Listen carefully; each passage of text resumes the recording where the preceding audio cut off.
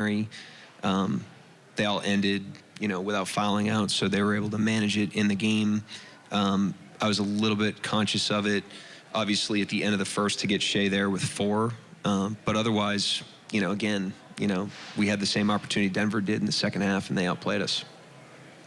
Mark, what did you see from Dub tonight? And his performance has kind of fluctuated game to game this series. Like, what needs to be more consistent on his end? Well, the first thing is, let's talk about what is consistent, which is, his defense, his floor game. He had a bunch of assists tonight. Played really hard and competitive as he always does. So it's like that's the floor of his game, even when he has a rough shooting night like he did. And it's still very impactful in the game. But obviously he didn't shoot the ball well. Most of the looks I thought were shots he can make that didn't go his way. I mean, as he misses a dunk late, it's like, you just kind of laugh that one off at that point. So, but again, he's such a valuable floor game player. There's so much more that he does than score that even on a night that was rough from the floor, he still has a high impact on the team. Guy that you have to pick up, or does he kind of do that on his own, emotionally kind of bouncing back from this one? Does it on his own. He's pretty good there. Really motivated competitor. Like, he'll be ready to go on Sunday. I'm sure he's disappointed, as we all are, in the outcome of the game. And we're all looking at what we could have done better. But when the ball goes up in the air Sunday, he's going to be ready to rock. Mark, you've said that every game is a chance for you guys to grow as a team, being young and everything like that. What's your message going into a Game 7 to kind of settle them and just make sure that they know that, this is just another game? Not another game, but how do you settle them for Game 7? Well, first of all, credit Denver. They threw a punch tonight as has happened in the series. Both teams are exchanging blows, and they got theirs in tonight. And both teams have done a great job of standing back up, including us, and we need to do that on Sunday. And then other than that, we need to be who we've been all season and embrace the opportunity that's in front of us. We get to play that game at home because of the work we did during the regular season in front of our fans. So, we're obviously disappointed in the outcome tonight, but when the ball goes up in the air, we'll be excited to go. Coach, I think you guys shot 27% from 3. In terms of the quality of the looks, do you like the shot that you're getting, or is there maybe some improvement in the efficiency and the creation in the half court? It's always a mixed bag, but at first glance, decent, especially the ones that end, like ball movement possessions where we really work the possession and get a great look. You just, sometimes you miss them. We'll look at the quality of every shot, every offensive possession, as we always do, but generally I thought we tried to play the right way. Mark, Jamal Murray was, I think, plus 28 for them. The second highest guy they had was plus 17. We know about him as a shot maker. What was he doing in kind of the smaller phases or intricacies of the game that you felt like made it tough for you guys, or that he was excelling in tonight? At the end of the day, it's the same deal with him, Jokic. They're great players, so there was a sharpness to both of those guys tonight, and then they got a huge lift from Brown. They got a huge lift from Strother, obviously, and some of their other guys. So, they just collectively played better than we did in the second half and went and got that game. So you tip your hat to them. We got to learn the lessons, obviously continue to improve the things that we need to do to ladder up to a win on Sunday. But as for tonight, credit those guys. They played really well. Mark, you said a few times now that Denver had the same opportunity as you did in the second half and that they just outplayed you. Are there specific things you're pointing to in the second half that just leap to the front of your mind right now? No, I was just saying that in reference to the first half, how the first half ended, foul trouble, stuff like that. At the end of the day, you just got to reset in the game. You got to reset in the game, each stoppage, each opportunity that you can. We came back from fourth quarter deficits. We had been outplayed in those games until the fourth quarter, and in the last 2 games, we, just won that quarter, and tonight we didn't. So that's all I was referring to. Anyone else for Coach? Thank you, Coach. Yep, thank you.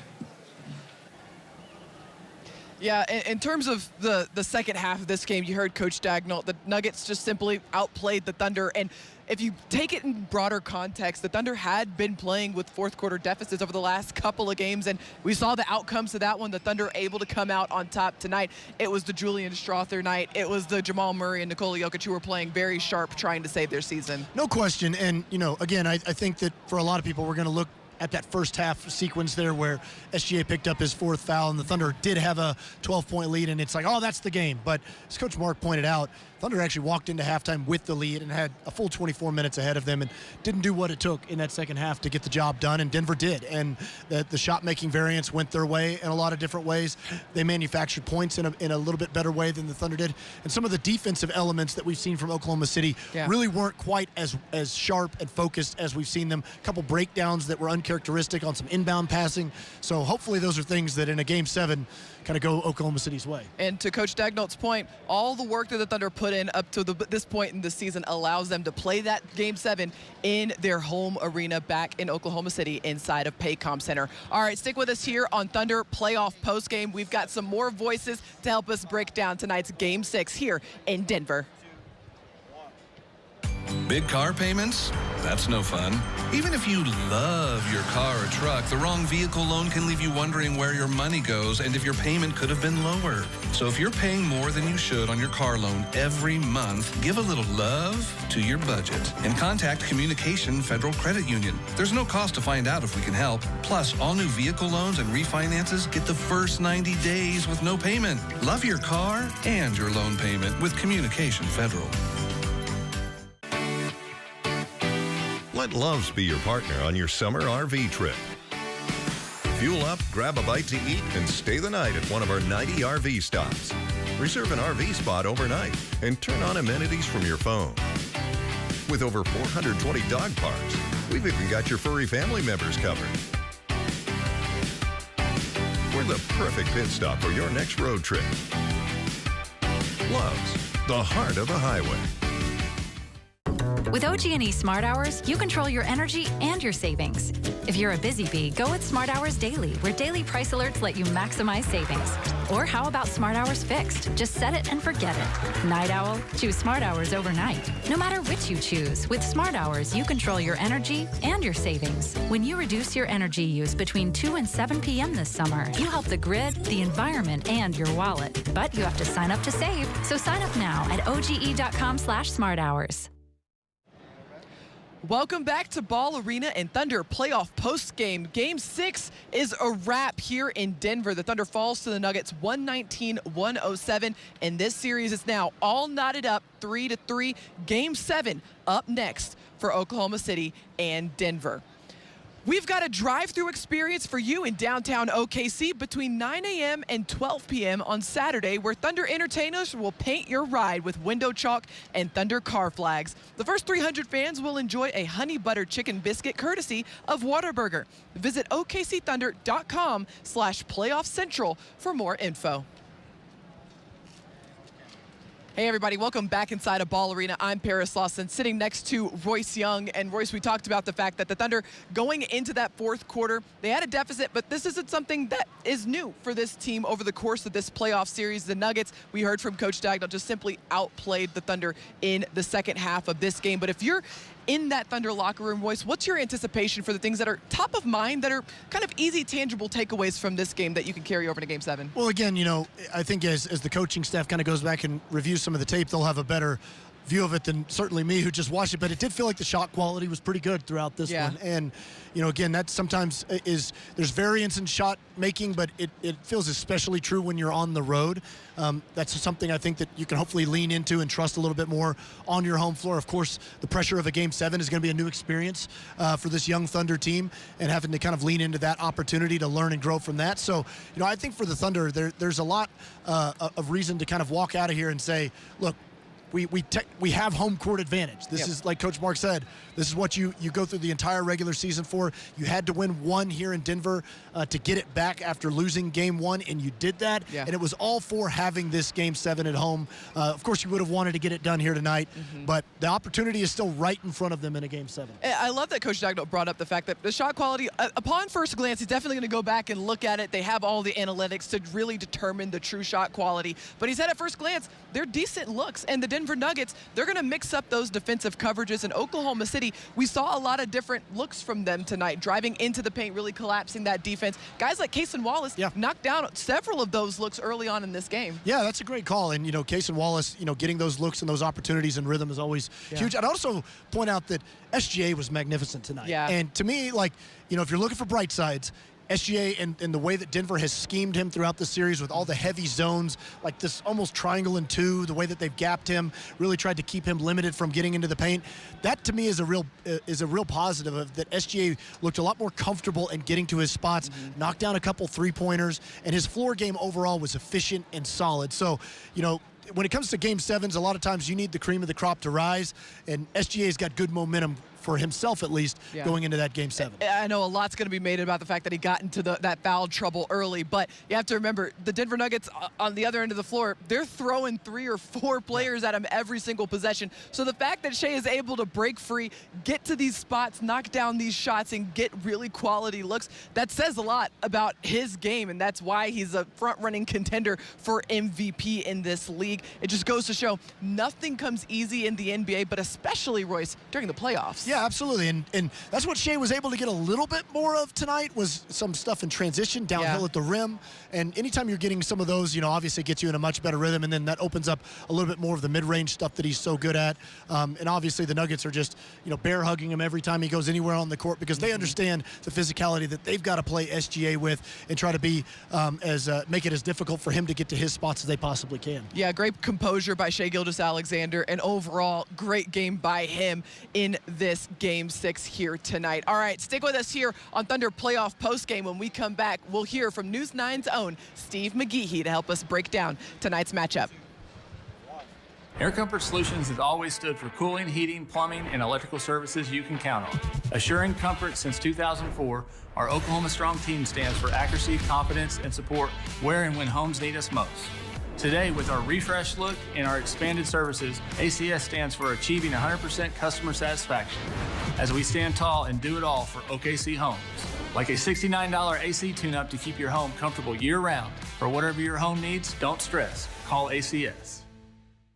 Experience the sweet, vibrant flavors of Mexico in every spoonful of Brahms' new fancy sundaes. Enjoy a cascade of fresh fruits on Brahms' Tarta de Fresa Crema Sundae. Indulge in creamy cinnamon-kissed ice cream with silky caramel on the Chongo's Zamorano Sundae. Dive into strawberry paradise with Brahms' Fresas con Crema Sundae and savor each caramel-filled bite of Brahms' Sopapilla Cheesecake Sundae. Authentic flavors, bold traditions, and irresistible sweetness in every scoop, only at Brahms. Big wins are blooming across Riverwind Casino, and the jackpots have never been sweeter. Go all in on your favorite table games. Hedge your bets on the biggest wins and unbeatable entertainment. Use your wild card for the best perks and the top rewards. And play for your share of the $100,000 Lucky May Days giveaway. Win with the best. And we'll see you at Riverwind. Here in the Mile High City for Game 6 between the Thunder and the Denver Nuggets. And the Nuggets took this one 119-107. And this series is now tied 3-3 and heading to a Game 7 in just a few days. Immediately after each game, stream Thunder post-game playoff coverage and local Cardinals or Royals games on the FanDuel Sports Network app. Subscribe now.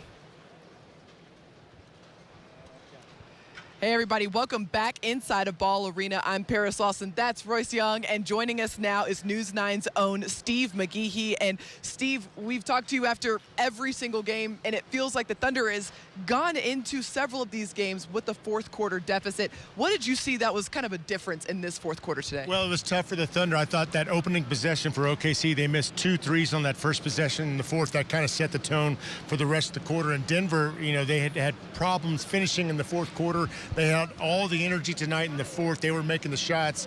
Oklahoma City missed their first 7 threes to start the fourth quarter. I think that was a big time. That really hurt them to try to get back in this game. But the one positive I took from that fourth quarter was don't let these Denver starters sit. try to fight and get back, and that's what Jokic had to play pretty much till the end, because they have 2 days rest now going into Game 7. But I loved how Oklahoma City fought late to keep it close, to keep the starters for Denver still on the court. Steve, I wanted to ask you about SGA tonight. Had a big game offensively and was able to get things going. Obviously, the foul trouble disrupted a little bit of his rotations. Uncharacteristic for SGA to get into that kind of foul trouble. But what did you see from Shea tonight? He was great. I was concerned a little bit about, it looked like he was messing with his hand in there in the first half, but him to play that well with 4 fouls, he got that 4th foul with Joker, kind of stripped the ball, and he kind of retaliated back and got caught. But I thought he played well. The supporting cast around him, questionable. J-Dub didn't shoot the ball well. He can shoot better, and he probably will shoot better in game number 7. But Shea did everything he could to help this team in the 4th quarter.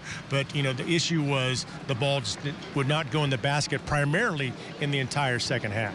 Yeah, Steve, we've talked about the bench for the Thunder so far in this season, and one guy that was a pretty big bright spot in the first half in particular, Cason Wallace, not just in this game, but what have you seen from him over the course of this series as a whole? He's not afraid of the moment. I love Cason Wallace, and of course we know he's a young basketball player just wrapping up year number 2, and he's only going to get better. He has quick hands. He's only going to get better. I love when he's on the floor because he puts so much pressure on the defenders, where it's Jamal Murray or someone else, even the taller guys, Michael Porter Jr. and Aaron Gordon. But I love it when he comes on the floor, and he'd be starting for a lot of NBA teams, as we mentioned in past shows. But, we're going to need Cason Wallace, and we're going to need everybody, bench and starters, to come alive there in game number 7. I would imagine they will. You win 68 games, and there's a reward to have game 7 on your home court. And I think that means everything. Yeah, that's something Coach Mark said post-game as well, of, that's what you fight through the whole regular season to get this. And so thinking ahead to that game 7, this is a situation that the core of the Nuggets has been in multiple times. Jokic and Murray, they've been tested in these game 7s. This will be a new experience for this young Thunder team, but this has been kind of an uncommon group in terms of their poise and composure. So how do you kind of see that chess match working out? This is a great test for this young team. We've heard so much nationally about this being a young team, and they are, but they're gaining playoff experience by the game, and so this is kind of what you want to see them to be in. Home court advantage, game 7, win or it's over, or you win and go on to the Western Conference Finals to play Minnesota. This is a good situation. Hopefully they have learned from their mistakes here in game 6. It came down to just not making shots at the right time, and they can play better. And hopefully Paycom Center will energize this team.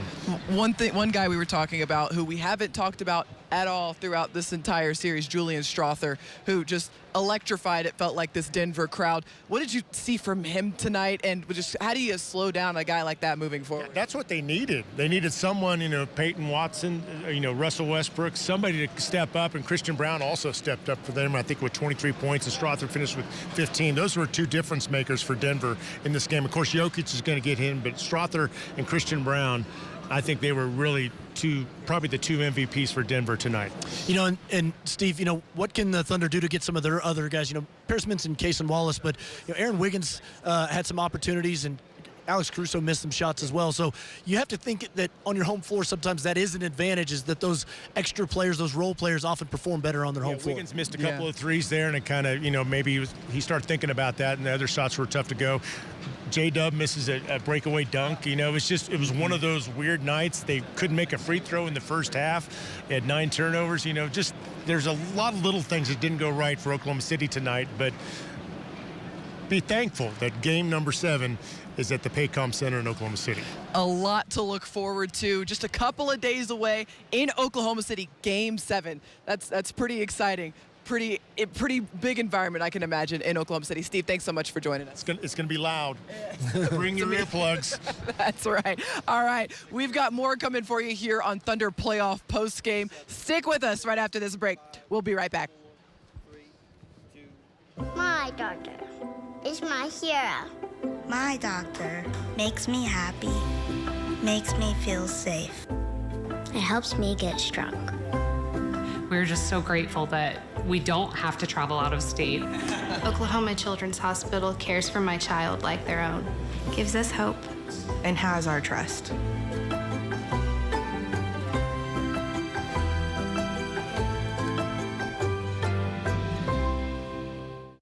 leadership starts at home.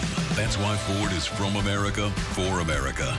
And with a lineup of our most popular Ford trucks and SUVs, we're for Oklahoma, too. Including F-150, Bronco, and Expedition. That's our leadership lineup. Right now, get employee pricing. You pay what we pay. Ford, from America, for America. At your best in Oklahoma Ford dealers. Proud truck partner of the Oklahoma City Thunder. Hey, have you heard what's happening at Mathis Home? The Monumental Savings Event is happening right now. Save big on our newest arrivals. We have hundreds of sofas with styles you love at unbeatable prices.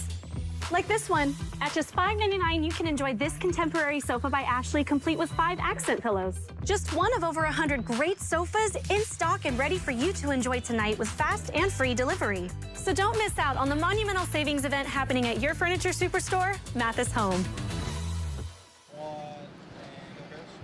Back inside of Ball Arena here in the Mile High City, the Thunder taking on the Denver Nuggets in these Western Conference semifinals. Fall short tonight, 119-107, and this series now all tied up 3-3, and we're heading to a Game 7, and this is going to be a first for a lot of these Thunder players. But how about this energy that we saw back in Oklahoma City? This is a view from Thunder Hall. How about this turnout? Just great energy out there at what is typically Fassler Hall, but turns into Thunder Hall here during the playoffs. I know it's not necessarily the result we wanted tonight, but best believe that energy could be felt all the way out here in Denver. Great shot there of all of the awesome Thunder fans. Thank you guys so much for staying out late and watching these games here tonight. And as we welcome you back inside of Ball Arena, we've heard from Coach Daigneault, we heard from Steve McGehee.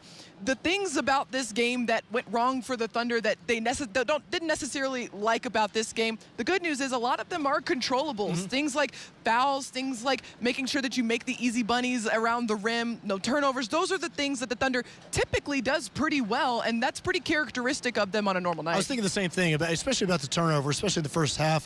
Thunder got a little bit sloppy there with the basketball. Just some kind of uncharacteristic turnovers. Like you mentioned, I mean, they smoked some layups that they normally made. Obviously, J-Dub with that finish there. You know, I think sometimes when you get into these situations, you might be kind of expecting contact at the rim. The Nuggets did a good job of kind of backing off at different times, and so that contact didn't come. But, you know, I think as you fast forward this into thinking about Game 7, one thing I do have to kind of fact check myself on is, you know, I talked about Thunder not having Game 7 experience. There are two players that do. SGA and Lou Dort. Lou Dort had one of the best games of his whole life in a Game 7. Against the Houston Rockets. Obviously a different environment in the bubble. No fans in the building. And so I think the fans will be highly felt in this Game 7. But, you know, those two players do have the experience of kind of feeling what a Game 7 is like. And Royce, I'm curious because, again, this is a new experience for a lot of these Thunder players. And so with a team that goes up against each other as often as these two teams do, the Denver Nuggets, the Thunder has a lot of familiarity with them during the regular season. You add 6 more games here in the postseason. What are the challenges that come with that level of familiarity? I mean, it's amazing to me. I was listening to people in Oklahoma City, some of the local radio people talking about just like how the Thunder don't really look like the Thunder right now. And it's like, have you ever seen playoff basketball? Because it's exactly what you're talking about. It's just the scheming, the familiarity, just the individual familiarity. It's like, you know, SGA has the most moves, I think, of any player in the entire league. But the Nuggets, they've seen him a lot by now. And they have seen him on tape, and they've seen him live and in person. So these players are more conditioned to defend those sorts of things than anybody else. So it gets harder and harder game by game. You can't just keep making magical adjustments to unlock something new, because you're basically kind of, you know, tapping the well dry at a certain point. So, you know, that's why a lot of times Game 7s are complete rock fights. They're some of the ugliest games of the series. The tension of the game sometimes really rises up. And I'd also say, you know, Denver mentioned their experience of this. This is the kind of the inverse of their last series. You know, that's a good point. They were down 3-2 or up 3-2, going to LA, and the Clippers won that Game 6 at home. And then now the series came back here to Game 7. A lot of people felt like the pressure was on the Nuggets because of what had just happened, but then the Nuggets showed how important Game 7 at home can be and really dominated throughout that game. Yeah, between the familiarity and also just the environment of the playoffs, that's what this time of year is all about. And yeah, we're going to a Game 7. It's super stressful. It's really highly anticipatory, but that is a sign that these are two highly competitive, high-level, good teams pouring it all out here on the floor, and it's leading to a tied series going into a Game 7. And so with all that familiarity, Royce, it's really, really interesting to see the fact that the Thunder hasn't strayed away from its identity. It's the same Thunder team that we've seen throughout the course of that 82-game season. And yeah, they're mixing things up, they're tinkering with things, but this is still Thunder basketball. I mean, the core of the Thunder is to put 5 on the floor and solve problems together, and that's what they're looking to do. And we saw a lot of that throughout this game, and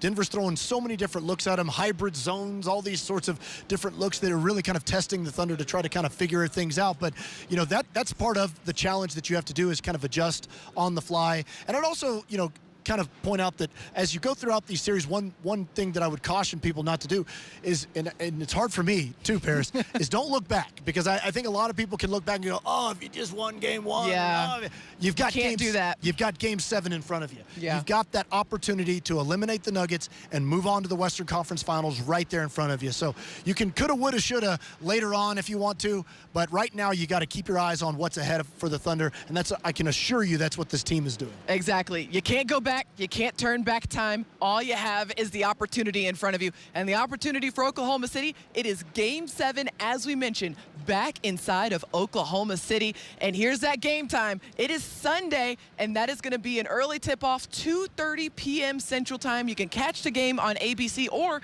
even better, just come down to Paycom Center, be a part of this raucous crowd that we are so used to in Loud City. 2:30 p.m. Central Time tip-off, Game 7 of the Western Conference Semifinals between the Thunder and the Nuggets. So, yeah, it's a little nerve-wracking when you think about it. It's a little nerve-wracking. It makes you a little nervous, but that is kind of a great place to be in, because you know there's a lot on the line and a great opportunity to rise to a challenge. You know, a lot of people love to use the phrase of, like, the best phrase in all of sports is Game 7. Those are the best 2 words in all of sports. But, you know, I think a lot of people would have been like, well, I would have rather not seen that. But, again, that's what's in front of you right here. That's the opportunity that you have. And I can promise you that this young group is definitely going to need to feel the emotion and the wind behind their sails of that home crowd really pushing them through. I know they are looking forward to being back inside of that familiar territory of Paycom Center back in Oklahoma City. All right, stick with us here on Thunder Playoff Postgame. We will hear from a Thunder player right after this. My doctor is my hero. My doctor makes me happy, makes me feel safe. It helps me get strong. We're just so grateful that we don't have to travel out of state. Oklahoma Children's Hospital cares for my child like their own. Gives us hope. And has our trust.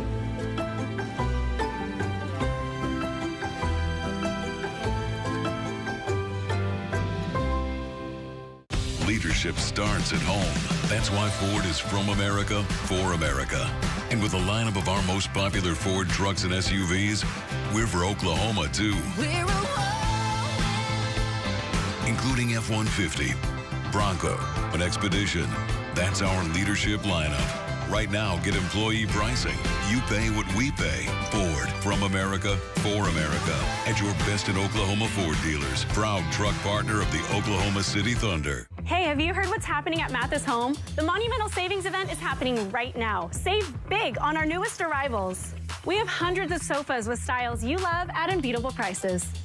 Like this one. At just $5.99, you can enjoy this contemporary sofa by Ashley, complete with 5 accent pillows. Just one of over 100 great sofas in stock and ready for you to enjoy tonight with fast and free delivery. So don't miss out on the Monumental Savings Event happening at your furniture superstore, Mathis Home.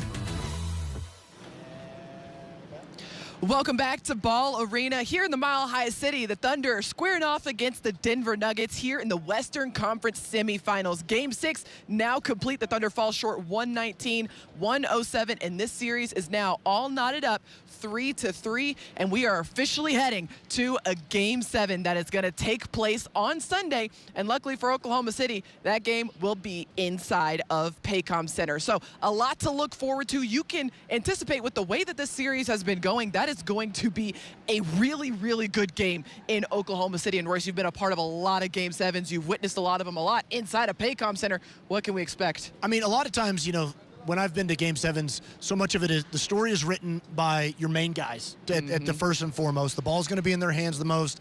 The possessions feel weightier than any other game in the series. One of the two teams is their season's going to end that night. And so everybody's got that in the back of their heads. And so you tend to trust what you trust most throughout that game. But also what you see so often in Game 7s is some unexpected kind of characters often pop up throughout games, and they can really make huge impacts throughout it. So sometimes that's in the first quarter, sometimes that's in the fourth quarter, but what you really kind of experience through a lot of Game 7s is you really got to tap into your team. And a lot of that is, lean into your identity, believe in who you are. And that's what we've seen from the Thunder all season long, and that there's no reason to believe that they can't do that, even with their youth, that they can't do that exact thing in a Game 7. We've seen so much poise and composure from this young Thunder group all season long. Even here in these very playoffs, we have seen them rise to challenges. No reason why you shouldn't believe that they wouldn't be able to rise to that Game 7 challenge as well. But Royce, coming into this Game 6, we had talked so much about understanding the mindset of your opponent, right? The Denver Nuggets, knowing that their season's on the line, they're going to be scrapping, clawing, fighting. Well, now both teams going to have that same sort of weight on their shoulders going into Game 7. How do you manage that if you're the Thunder? Yeah, I think a lot of it is, get good rest over this next day, because this is, finally 2 days off in this series. And so both teams, I think, are going to really embrace that. You got an early tip-off again. But, as you go through these playoff series, and one thing that often bears out is, every game kind of takes on its own life. There's, different calls that you don't get, different moments that don't go your way. Tonight, there was a few, situations where it was like a bad bounce, long rebounds that just outstretched hand didn't go in your hands. Yeah. So you kind of hope that over just kind of the course of the series, those things kind of even out, and the team that's supposed to win wins. And so that's what you're kind of hoping for here. And again, you always have an advantage when you're playing that last one on your home floor. And so that's what I'm sure the Thunder are going to lean into, is that opportunity. And one of our biggest takeaways from Game 6 was the fact that Coach Daigneault said this is a better team now than they were at the start of this series, this very playoff series against the Denver Nuggets. And so this is another opportunity for the Thunder to stack on to that experience in a Game 7 in Oklahoma City. All right, let's get you over to the press room so we can hear from Jalen Williams, J-Dub, who's at the podium. Besides makes and misses, what did you feel like were maybe controllable things on your end tonight? I think we put him on the free throw line too much. That's a controllable for sure. I think we didn't do the best job controlling some of the stretches of the game. So I think kind of panicked a little bit going down 8. I actually don't know if panic's the right word. I think we just didn't have the right process in regards to how to get stops, and I think we kind of paid the price for that. And then the game kind of got away. Obviously, every game for you in the series has not been the same, but of the games that maybe sort of feel similar to this, what are some of the things, is there a common denominator of things that you feel you could do differently and that you maybe want to turn for Game 7? Make shots. I think I got to spots I wanted to get to and they didn't go in. It's just how basketball works. But nah, not really. I think I had a good process of what I was doing. I just hurt us tonight not making shots.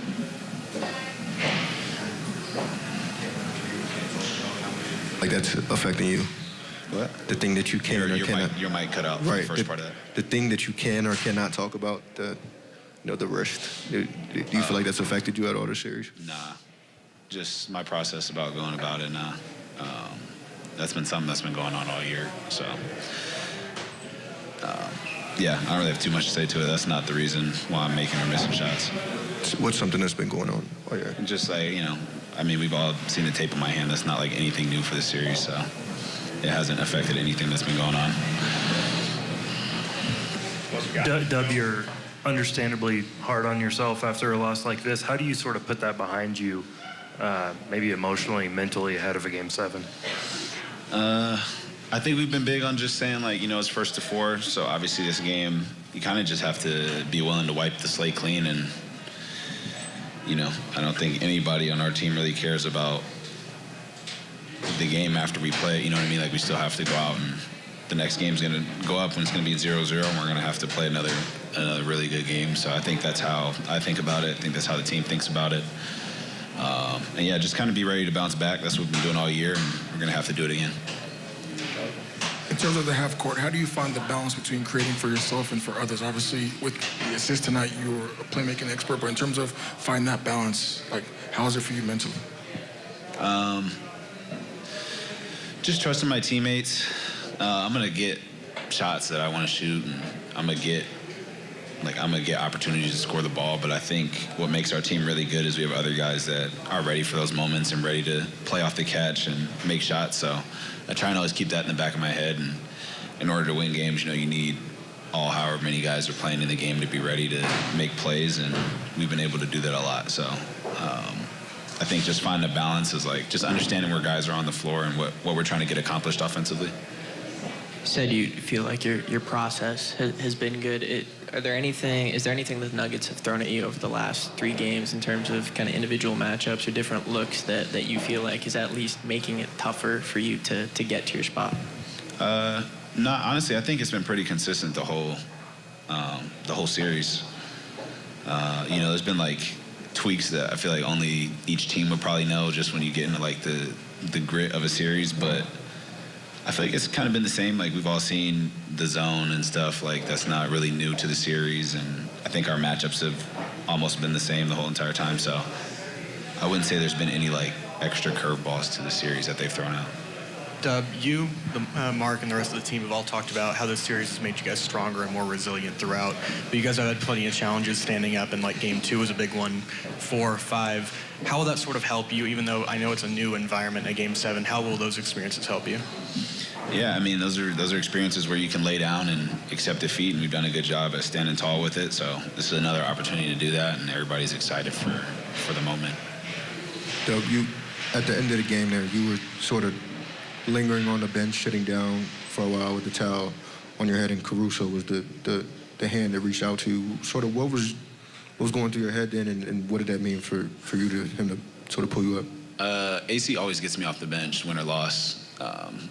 That's just like a routine thing, so I don't want to drag that too high into something, but I don't know, he's just sort of a good vet. Like he's just somebody there to pick you up when you're down, and obviously I didn't play the way I wanted to play, so I was just trying to process just the game and my emotions, and that was really it. But AC always gets us off the bench.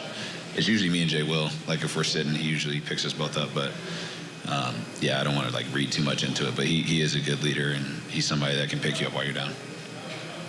What looked different from Denver tonight, especially from Strother and Brown? They shot well. They came and made some big buckets. I don't want to make it like downplay what they did. But yeah, they came in, were ready, made shots, so you got to tip your hat to them.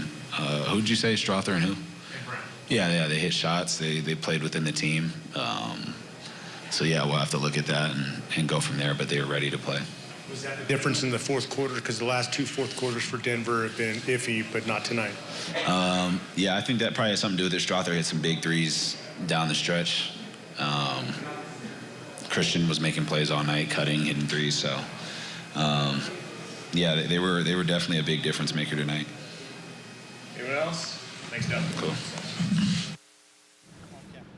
Yeah, you heard it from J-Dub. This Thunder group looking at that Game 7 as an opportunity and a challenge to rise to. And so that's the mantra, that is the mentality that this Thunder group has, and certainly all the Thunder fans should be carrying that as well. Yeah, shame on us for waiting until Dub to remind us, but 0-0. I mean, 0-0. The Game 7 is going to start 0-0, and a great point by Dub as well about kind of thinking through the course of this series of the answers that the Thunder have had when their backs kind of got pushed against the wall, responding to that Game 1 disappointment, responding to what happened in Game 3. So this is another opportunity to do that, to get to the zero mentality and have a great punch in that Game 7 and stand back up and show the Thunder, show everyone who the Thunder really are. And do what they do all season long, and that is play Thunder basketball and rise to the challenge. Going to be a really good opportunity in Game 7 on Sunday back in Oklahoma City. But that wraps us up here inside of Ball Arena and in Denver. Game 6 coverage here inside of Ball Arena. Once again, our final score, 119-107, with the series now tied 3-3. For Royce Young, I'm Paris Lawson. A reminder to join us for a complete breakdown and reaction following Game 7 from Paycom Center on Sunday afternoon. Until then, good night from Ball Arena in Denver.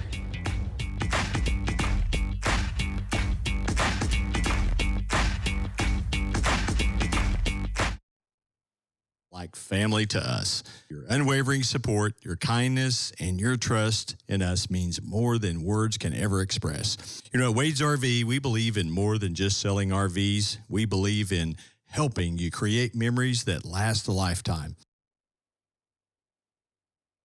Time to start cooking with everything you need from Champion Barbecue Supply. Choose from Oklahoma's largest selection of rubs, spices, and savory sauces. Champion Barbecue Supply has your meats, Conecuh sausage, Best Stop Cajun food, Circle S sausage, and the award-winning Two Pig Mafia sausages. Champion Barbecue has hundreds of accessories, grilling tools, tailgating supplies, wood pellets, and lump charcoal. Even Ribeye loves the awesome selection at Champion Barbecue Supply.